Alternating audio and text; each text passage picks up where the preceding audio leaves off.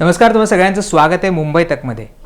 लाभले आम्हास भाग्य बोलतो मराठी, आपण असं म्हणत असतो. मराठी भाषेला अभिजात भाषेचा दर्जासुद्धा मिळालेला आहे आणि मराठी भाषा ही वाढली पाहिजे, ती अनेक लोकांपर्यंत पोहोचली पाहिजे असा आग्रह असतो. पण या मराठी भाषेवरनं अनेकदा वादसुद्धा निर्माण होत असतात आणि त्याचबरोबर मराठीवर सातत्याने आक्रमण होतं आहे असं सुद्धा म्हटलं जातं.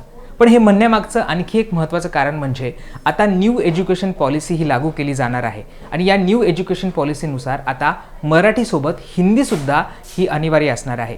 इयत्ता पहिलीपासनं जे शालेय विद्यार्थी आहेत त्यांना मराठीसोबत हिंदीसुद्धा कंपल्सरी शिकावं लागणार आहे आणि यानंतर आता अनेक प्रतिक्रियासुद्धा येत आहेत. राजकीय पक्ष या सगळ्या संदर्भात व्यक्त होत आहेत, पण कलाकारसुद्धा आता यावर आवाज उठवायला त्यांनी सुरुवात केलेली आहे. आणि असेच एक कलाकार आपल्यासोबत आहेत जे नेहमीच त्यांच्या परखड वक्तव्यांसाठी आणि त्यांच्या विषयाच्या मांडणीसाठी ओळखले जातात. आपल्यासोबत आहेत लेखक, दिग्दर्शक आणि अभिनेता हेमंत ढोमे. हेमंतजी, तुमचं स्वागत आहे मुंबई तकमध्ये. मी थोडी लिबर्टी घेऊन तुम्हाला आता आरे तुरेच करतोय, पण हेमंत, तू एक पोस्ट लिहिलेली आहेस आणि जेव्हा हा वाद निर्माण झाला होता की मराठी भाषा आता ही मराठी भाषेसोबत हिंदी सुद्धा ही आता कंपल्सरी असणार आहे, जी न्यू एज्युकेशन पॉलिसी आहे ती आता लागू करण्यात येणार आहे आणि त्याच्यामध्ये म्हटलेलं आहे की तीन भाषीय सूत्र हे लागू करण्यात येते आणि त्याच्यामध्ये मराठी तर कंपल्सरी आहेच आहे, पण त्यासोबत हिंदीसुद्धा आपल्याला आता शिकावी लागणार आहे. आणि तू जे ट्विट केलेलं आहे ते खरं तर सगळ्या प्रेक्षकांनी वाचलंसुद्धा असेल. त्याच्यावर मधलं एक तुझं महत्त्वाचं वाक्य ते म्हणजे की आता मुळावरच घाव घालायचं काम सुरू आहे. तुला असं का वाटतंय की हिंदी अनिवार्य केल्यामुळे मराठीच्या मुळावर घाव घातला जाऊ शकतो आणि कुठेतरी मराठीला याचा फटका बसू शकतो? मला पहिल्यांदा एक तर सांगायला आवडेल की मी मुळावर घाव घालायचं काम सुरू हे का म्हणलंय, तर महाराष्ट्रामध्ये आता नवीन किती विद्यार्थी हे मराठी मीडियम बाय चॉईस घेत आहेत, किंवा आता लहान मुलांना तर बाय चॉईस कळत नाही की आपण काय शिकायचंय किंवा काय नाही, ते पालकांना कळतंय. पण तो कुठेतरी स्टेटसचा विषय होऊन आता आपली मुलं ही इंग्रजी माध्यमात असावीत असं कुठेतरी पालकांना वाटू लागलंय. आता ज्यांना हे शिक्षण बिलकुलच परवडत नाही त्यांच्याकडे हा चॉईस राहतो की मग जिल्हा परिषद किंवा ज्या काही मराठी शाळा अवेलेबल आहेत त्याच्यामध्ये आपल्या मुलांचं शिक्षण व्हावं. सो मुळावर घाव हे महत्वाचं म्हणण्याचं कारणच ते की आता मराठी भाषा आपण जिला अभिजात भाषेचा दर्जा दिलेला आहे आणि मराठी असं आपण खूप म्हणतो, पण खरोखर मराठी भाषा वाढावी यासाठी आपण काय काम करतो आहोत? काही संमेलनं घेतली, काही लोक जमले म्हणजे मराठी भाषा वाढली असं नाही. त्यात सरकारचं अत्यंत महत्वाचं योगदान हवंय, कारण सरकारने मराठी आम्हाला आवडेल, मराठी भाषेविषयी आम्हाला इंटरेस्ट तयार होईल, पर्यायाने तो लहान मुलांनाही तयार होईल, यासाठी प्रचंड काम करण्याची गरज आहे आणि ते कुठेतरी होत नाहीये. मला राहुल सांगायला आवडेल, अर्थात अनेक अभ्यासकांनी याबद्दल आपलं मत मांडलं असेल, पण 1968 सालीच जे राष्ट्रीय शिक्षण धोरण आहे ज्याची म्हणजे ज्या आयोगाची शिफारस अशी होती की 3 भाषा शिकवल्या जाव्यात, तर ते तेव्हाच ऍक्सेप्ट केलेलं आहे सगळ्यांनी. म्हणजे आता नव्याने परत 3 भाषा, तर 3 भाषा आम्हालाही अभ्यासाला होत्याच, तुलाही असतील. म्हणजे मराठी ही भाषा हिंदी किंवा संस्कृत किंवा हिंदी संस्कृत 50-50 आणि इंग्रजी. सो मला असं वाटतं की ऑलरेडी जे शैक्षणिक धोरण आपण ऑलरेडी राबवतो आहे त्याच्यात पुन्हा हे पहिलीपासनं हिंदी. बरं, ह्याच्यात ना खूप महत्वाचे मुद्दे आहेत. मी काही मित्रमंडळी आहेत जी या मानसिक स्वास्थ्यावरती सुद्धा काम करणारी मंडळी आहेत. ऑलरेडी काही मुलांना शिक्षण हे कठीण जाऊ शकतं, म्हणजे परीक्षेचं शिक्षण जे असतं की ज्याच्यामध्ये तुला एक परीक्षा द्यावी लागते, तुला काही गुण मिळवावे लागतात, हे ऑलरेडी काहींसाठी कठीण जाऊ शकतं. तर माझी मातृभाषा सोडून अनेक वेगवेगळ्या भाषा जर मला पहिलीपासूनच शिकाव्या लागत असतील तर ते शिक्षण माझ्यासाठी अजून कठीण होऊन बसेल. म्हणजे मला जी मातृभाषा येते, आता बरं काही घरांमध्ये काही पालकांना इंग्रजी सुद्धा येत नाही पण ते इंग्रजी माध्यमात मुलांना टाकतात. मग शाळा तुम्हाला म्हणते की तुम्ही सुद्धा मुलांशी इंग्रजी बोलायला लागा म्हणजे त्यांना हळूहळू सवय होईल. म्हणजे आता घरातही आम्ही इंग्रजीच बोलायचं, म्हणजे मग त्यांना सवय होईल. म्हणजे आता पहिलीपासून जर हिंदी शिकवायचं असेल तर आम्हाला आता शिक्षक सांगणार की आता तुम्ही त्यांच्याशी हळूहळू हिंदीत संवाद साधायला लागा. माझं एकतर मुळात म्हणणं आहे की हिंदी व्यवहारापुरती आम्हाला येतेच आहे की हिंदी ही या देशाची राष्ट्रभाषा नाहीये, ते व्यवहाराचं माध्यम आहे. आणि आता राष्ट्रीय पातळीवर जर तुम्हाला व्यवहार साधायचा असेल तर इंग्रजी या भाषेचा सर्वदूर वापर केला जातो.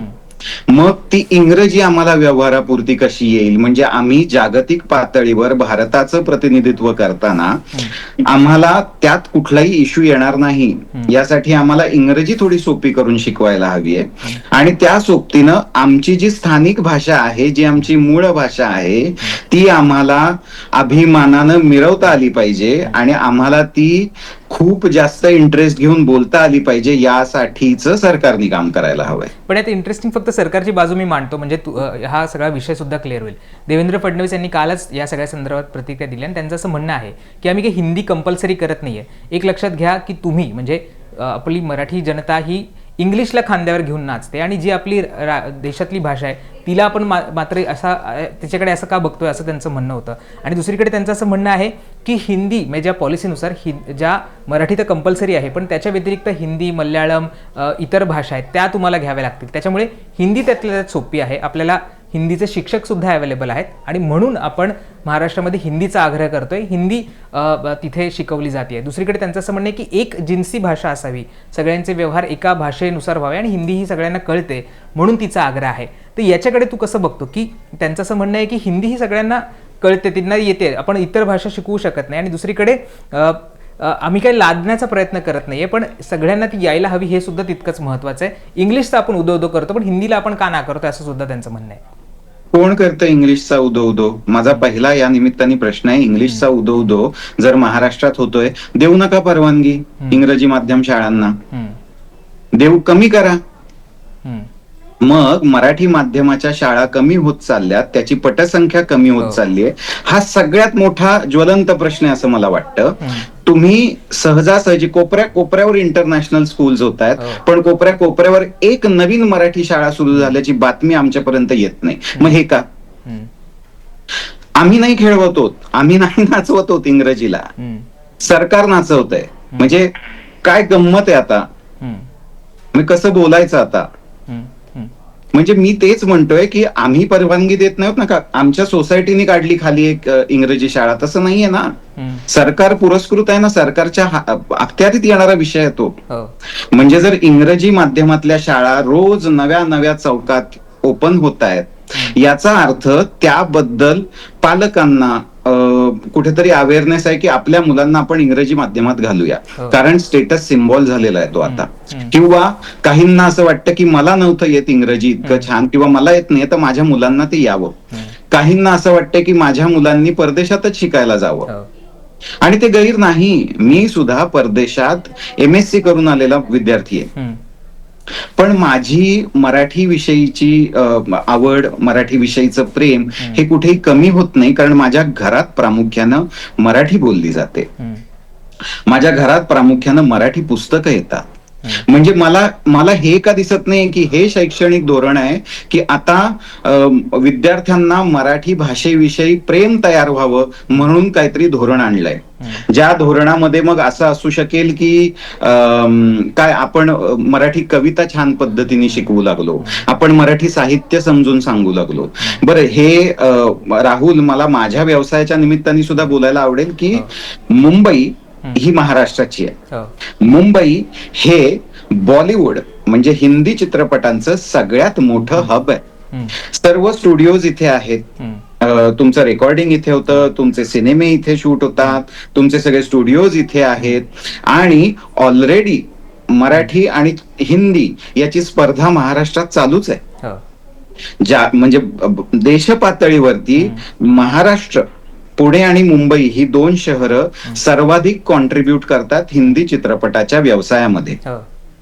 पण तीच मराठी चित्रपटांच्या व्यवसायामध्ये तेवढ्या प्रमाणात कॉन्ट्रीब्यूट करत नाहीत. आता यामागे असंख्य कारण आहेत. याच्यामध्ये मग आम्ही त्या दर्जाचे मराठी चित्रपट बनवत नाही वगैरे, हे सगळं मला मान्यच आहे. परंतु तुम्ही आमची स्पर्धा सुद्धा लक्षात घ्या. ऑलरेडी आपण हिंदी सोबत झुंजतो आहोत आणि आपण जर ती डोक्यावर घेऊन नाचलो तर मग मराठीचं होणार काय? आणि मी म्हणलं तसं पहिलीपासनं हिंदी शिकवणं, कारण ती वेगळी भाषा आहे. ज्याची मातृभाषाच मराठी आहे त्याला हिंदी शिकवणं म्हणजे त्याच्यासाठी तो अभ्यास झाला. बरं, आम्हाला, तुला मला शाळेत होतीच की रे हिंदी, हो. तुला मला बोलता येतेच मला आहे तरी की. आठवतं की आम्हाला तरी आमच्या शाळेमध्ये एक स्वातंत्र्य होतं की तुम्ही हिंदी किंवा संस्कृत घेऊ शकता, आणि असंख्य मुलांनी संस्कृत निवडलं होतं कारण त्यातनं हो. भाषाही शुद्ध होते आणि त्यांना नवीन भाषा शिकताही येते. अगदी बरोबर. म्हणजे मग संस्कृत बद्दल आपण का काही करत नाही आहोत? संस्कृत ही तुमची वाणी अधिक सुधारते, हो. ती टंग ट्विस्टर सुद्धा आहे. हो. म्हणजे मुलांना जर त्याच्यातला इंटरेस्ट तयार केला तर त्यांच्यासाठी तो गेमही होऊ शकतो की अरे हे शब्द, आई मी आज हे 5 शब्द पाठ केलेत, मला ते म्हणता येतात आता. म्हणजे आपण काय, म्हणजे धोरणं ठरवताना आपण कोणाचा विचार करतोय, आपण कशाचा विचार करतोय, आपण विद्यार्थ्यांच्या मानसिक स्थितीचा, आपण पालकांचा, आर्थिक बाजूंचा, या सगळ्याचा विचार करत आहोत की नाहीत, हा सगळ्यात मोठा प्रश्न आहे आता. अर्थात या सगळ्या जेव्हा निर्णय होत असतात तेव्हा पॉलिटिकल अँगल सुद्धा असतात, तेव्हा राजकीय दृष्ट्या सुद्धा या सगळ्यांचा विचार 100% केलेला असतो. मला थोडंसं त्याच्याकडे पण यायचं, कारण तू या सगळ्यावर व्यक्त होत असतो, तू स्पष्टपणे बोलत असतो. महापालिकांच्या निवडणुका आहेत आणि मुंबईमध्ये मराठी आणि हिंदीचा वाद आपल्याला काही नवीन नाही आहे. काही दिवसांपूर्वी भैयाजी जोशी आहेत जे RSSचे प्रमुख आहेत, त्यांनी असं म्हटलं होतं की घाटकोपरची भाषा ही गुजराती, कारण तिथे गुजराती बोलली जाते. असे सातत्याने मराठीवर अतिक्रमण होत असतात किंवा मराठीला दुय्यम दर्जा दिलेला आपण अनेक बघतो. अनेक व्हिडिओ सुद्धा व्हायरल झालेले आहेत की मुंबईमध्ये मराठी का बोलायची, आम्ही तर इथे हिंदीच बोलणार, इथे हिंदीच लोक आहेत.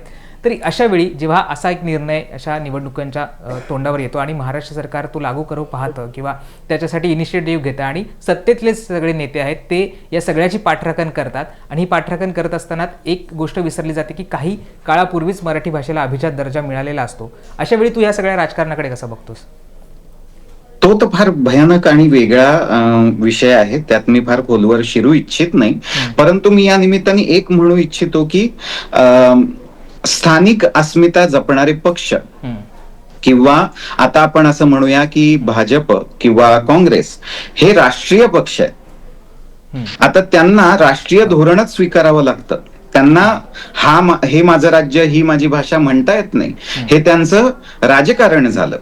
राष्ट्रीय धोरणावर, राष्ट्रीय पातळीवर त्यांना जर काम करायचं असेल, हा माझा तो तुझा नाही असं म्हणता येत नाही त्यांना पर्याय नाही. परंतु स्थानिक अस्मिता किंवा स्थानिक महाराष्ट्रातले राजकीय पक्ष यांनी याच्यावर प्रचंड काम करायला हवं. आता मला प्रचंड आवडलं माननीय राजसाहेब ठाकरेंनी असं म्हणलंही की आम्ही ही सक्ती लादू देणार नाही. त्यालाच बाकीच्या काही स्थानिक पक्षांनीही पाठिंबा दिलेला आहे. मला असं वाटतं की या स्थानिक पक्षांचं कामच हे आहे की मराठी अस्मिता, महाराष्ट्राचं हित सगळ्यात आधी आणि मग राष्ट्राचं हित. आपल्या राज्यघटनेनी आपल्याला संघराज्य असं का म्हणलेलं आहे? संघराज्य म्हणजे वेगवेगळी राज्य, त्या वेगवेगळ्या राज्यांची वेगवेगळी सरकार जी ती राज्य चालवतील. ती का चालवतील? कारण दिल्लीत बसून मला माझ्या मराठवाड्यामध्ये नेमकं काय घडतंय, तिथली संस्कृती काय आहे, तिथं काय हवंय, कुठले नेमके प्रश्न भेडसावणार आहेत हे कळणार नाही. म्हणून त्या राज्यांनी आपली राज्य चालवायची आणि आपली संस्कृती टिकवायची. तर आता आपण ती संस्कृती टिकवण्यासाठी काय करतो आहोत? म्हणजे राजकारण हा अत्यंत वेगळा विषय, तो फार म्हणजे त्याच्यावर चर्चा करायला मला असं वाटतं. तू एक स्थानिक पक्षांचा मुद्दा उपस्थित केला, त्याच्यामुळे मला प्रश्न विचारायचा. आणि राज ठाकरेंनी सुद्धा सविस्तर या सगळ्या संदर्भात त्यांच्या पक्षाची भूमिका मांडलेली आहे. पण त्यांचेच पक्षाचे नेते आहेत संदीप देशपांडे, जे मुंबईचे अध्यक्ष सुद्धा आहेत, त्यांनी आजच एक ट्विट केलेलं आहे आणि त्यांचं म्हणणं आहे की चित्रपटगृह मिळाले नाही की जे सगळे मराठी कलाकार आहेत ते राजसाहेबांकडे येतात, पण जेव्हा हिंदीची सक्ती केली जाते तेव्हा ते गप्प काय आहेत? तू बोलतोयस, तू ट्विट करतोयस, तू याच्या सगळ्या आवाज उपठवतोय, पण त्यांचा रोख हा इतर मराठी कलाकारांकडे. त्यांचं म्हणणं आहे की जेव्हा मराठी सिनेमांना थिएटर मिळत नाही तेव्हा सगळे कलाकार राज ठाकरेंकडे येत असतात, पण जेव्हा हिंदीची आता ही सक्ती केली जाते तेव्हा मात्र ते सगळे गप्प आहेत. काय वाटतं तुला याच्याकडे, की खरंच मराठी इंडस्ट्रीने सुद्धा याच्याबद्दल वोकल होणं गरजेचं आहे, याच्यावर आवाज उठवायला हवा? सगळ्यांनी व्हायला हवं.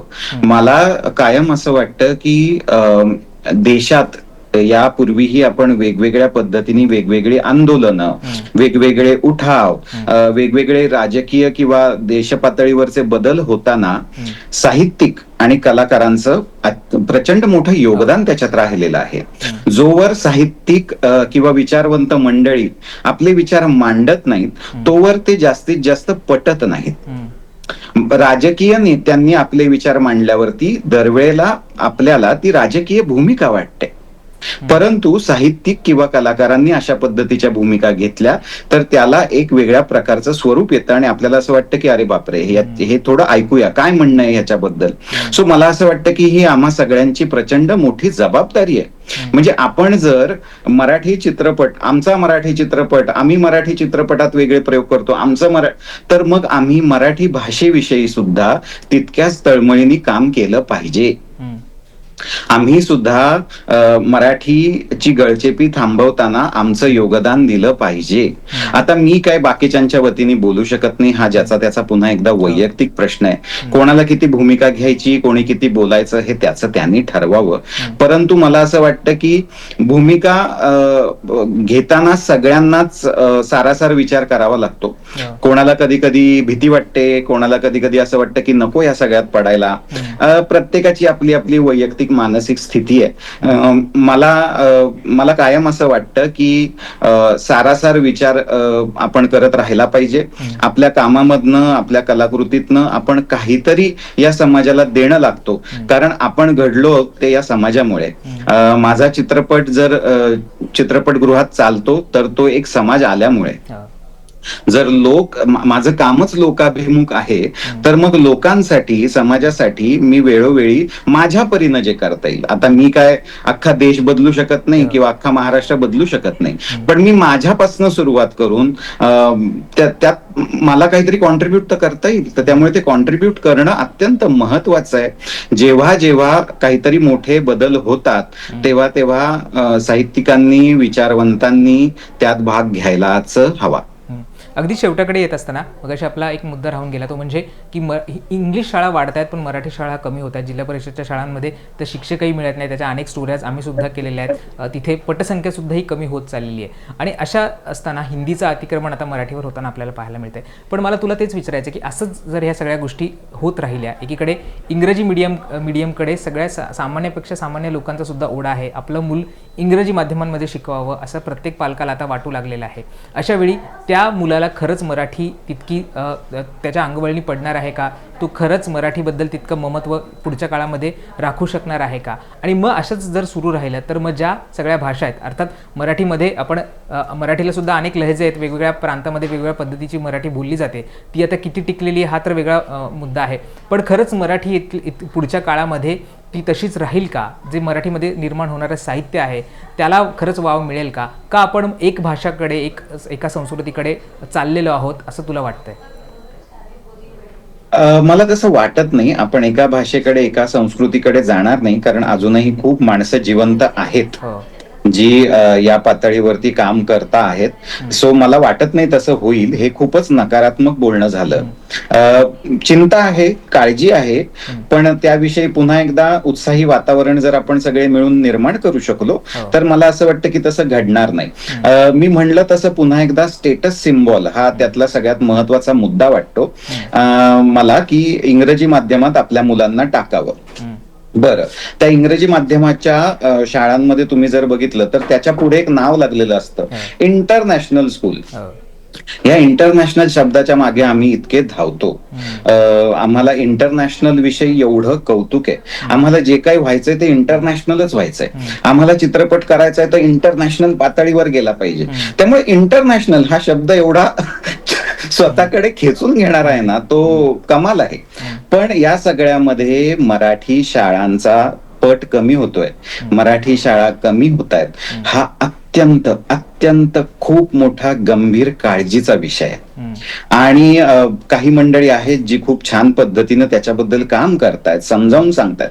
अनेक ठिकाणी अशी उदाहरणं आहेत की माजी विद्यार्थ्यांनी आपल्या शाळा पडत चाललेल्या पुन्हा बांधल्या लोकवर्गणीतनं. अनेक ठिकाणी अशी उदाहरणं दिसतात की काही NGOजनी, काही उद्योजकांनी मराठी शाळा चालवायला घेतल्या, त्या चालतायत, त्या टिकतायत. सरकार शाबूत असताना असं व्हावं ही दुर्दैवाची गोष्ट आहे. जेव्हा या राज्यात सरकार आहे तर ही सरकारचीच जबाबदारी आहे. म्हणजे कोपऱ्या कोपऱ्यावर इंग्रजी शाळा वाढत असताना मराठी शाळांचं भवितव्य हे अत्यंत धोक्यात आहे. आणि मराठी शाळा ही टिकलीच पाहिजे, तर आणि तरच, मग नाहीतर मग खरोखर आपण निगेटिव्ह बोलू लागू आणि मग मराठी टिकेल की नाही असा प्रश्न आपल्या सगळ्यांच्या मनात येऊ शकतो. कारण मी आता मराठी बोलतोय कारण आपलं शिक्षण मराठी माध्यमातून झालं, नाहीतर इथे आपण आता इंग्रजीतच हा संवाद केला असता. तो करत नाही होत, यासाठी आपल्या आई वडिलांचे आभार आणि आपल्या गुरुजनांचे आभार की ज्यांनी आपल्याला एवढ्या छान पद्धतीनं मराठीचा अभिमान दिला. मला असं वाटतं की मराठीचा अभिमान देण्यात आपण सर्व कमी पडतोय. मराठी ही भाषा लाज वाटण्यासारखी नाही. मराठी ही भाषा अत्यंत समृद्ध आहे. सो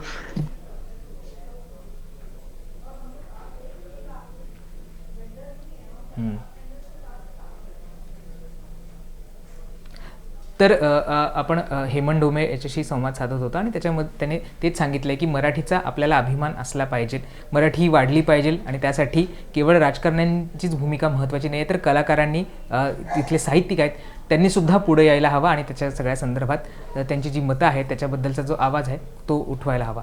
हेमंत ढोमे आता पुन्हा एकदा आपल्याशी जॉईन झालेले आहेत. हेमंत, तुमचं वाक्य पूर्ण करा.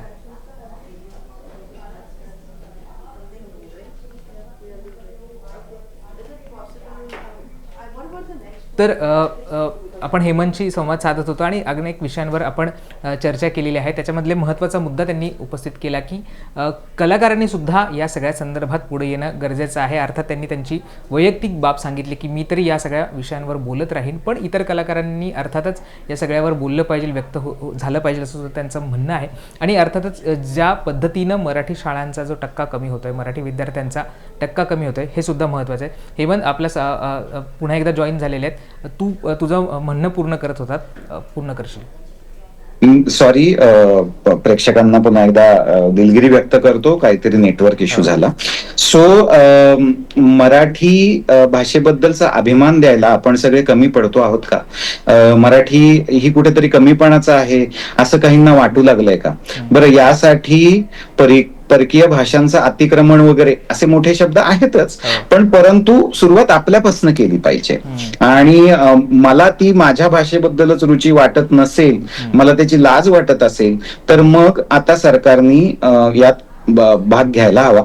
सरकारची जबाबदारी आहे. सरकारनी मराठी भाषेबद्दल नुसतीच संमेलनं न भरवता त्याबद्दलचं प्रेम कसं वाढेल, त्याबद्दलचा इंटरेस्ट कसा वाढेल यासाठी काम करायला हवं. निश्चितच अगदी महत्त्वाचे मुद्दे तू मांडलेले आहेस आणि जे कोणी ही मुलाखत बघत असेल त्यांना सुद्धा या सगळ्यावर बोलणं किती महत्त्वाचं आहे किंवा आपण मराठी माणूस म्हणून एकत्र येणं किती महत्त्वाचं आहे हे सुद्धा कळालं असेल. खूप खूप धन्यवाद हेमंत, तू वेळात वेळ काढून आमच्याशी संवाद साधला आणि या विषयावर तुझं सविस्तर मत व्यक्त केलेलं आहेत. आशा करूयात की राज्यकर्ते ह्या सगळ्या गोष्टींकडे लक्ष देतील आणि ज्या पद्धतीची सक्ती लादली जाती आहे त्याच्यावर कुठेतरी विचार होईल. इतर भाषा तर आम्ही शिकूच, त्याच्याबद्दल आम्हाला काही अडचण नाही आहे, पण आमची मराठीसुद्धा टिकली पाहिजे, तीसुद्धा वाढली पाहिजे आणि मराठी शाळासुद्धा वाढल्या पाहिजे. हा सुद्धा जो विचार आहे तो राज्यकर्त्यांनी लक्षात ठेवायला हवा. आणि त्या पद्धतीने माफ करा राहुल, मी मध्ये तोडतोय, माफ करा. राज्यकर्त्यांनी लक्ष घालायलाच हवं, पण तुमच्या आमच्या सारख्या सजग नागरिकांनी सुद्धा याच्यात लक्ष घालायला हवं. आपण बोललो तर राज्यकर्त्यांना आपली भूमिका कळेल, राज्यकर्त्यांना त्यांचीच भूमिका योग्य आहे असं वाटणार नाही. कारण ही लोकशाही आहे, इथे सर्वांच्या भूमिकांना तितकंच महत्व आहे.